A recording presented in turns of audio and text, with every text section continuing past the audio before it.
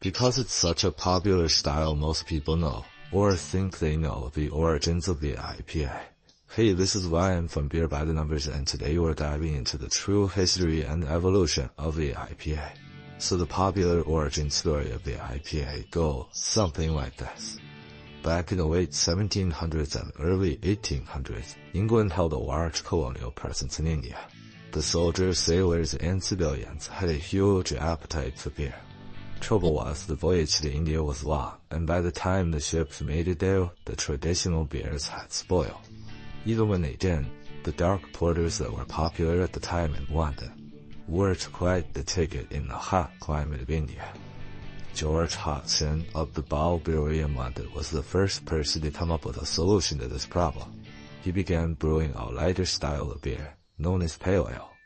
Hodgson realized that the high alcohol and hop levels would prevent spoilage on the long journey. His process succeeded, and for about 50 years he held a virtual monopoly in the Indian market. So what exactly is wrong with this story? Well, just like any story that gets all the credit to one person, it's never that simple. It's certainly true that British exporters were experiencing problems with beer making the journey to India. Much of the beer that arrived in India was not fit to drink, and there were many accounts of beer being dumped into the sea.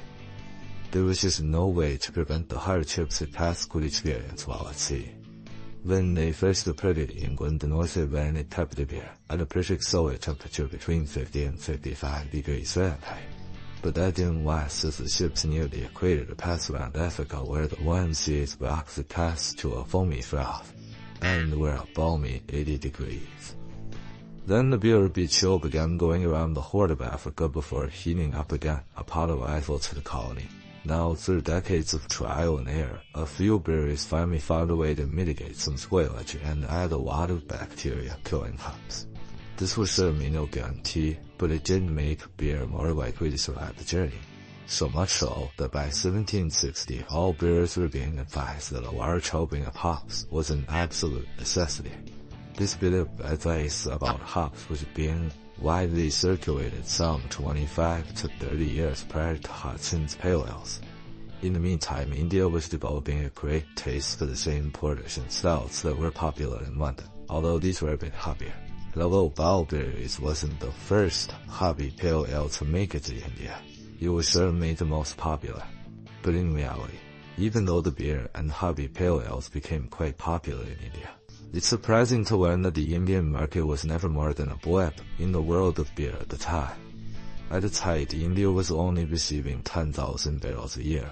That was just 1/6 the amount received by North America, and just 1/10 of the largest single brewery in England, which alone churned out 100,000 barrels.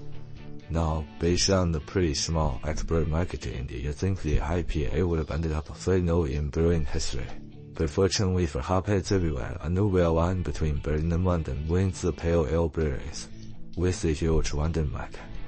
Soon pale ales advertised as ready for India began being advertised as a popular special occasion beer. One brewery even touted IPAs as the beer of the gentry. It was a commercial hit, and this is when the style was born. IPAs never sold that well in India, but they became a standard beer in the English market.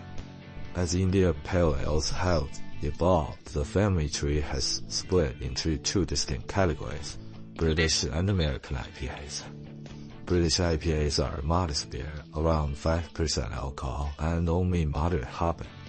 American IPAs are stronger, generally between 6 and 7% alcohol, and showcase the intense hop aromas and flavors.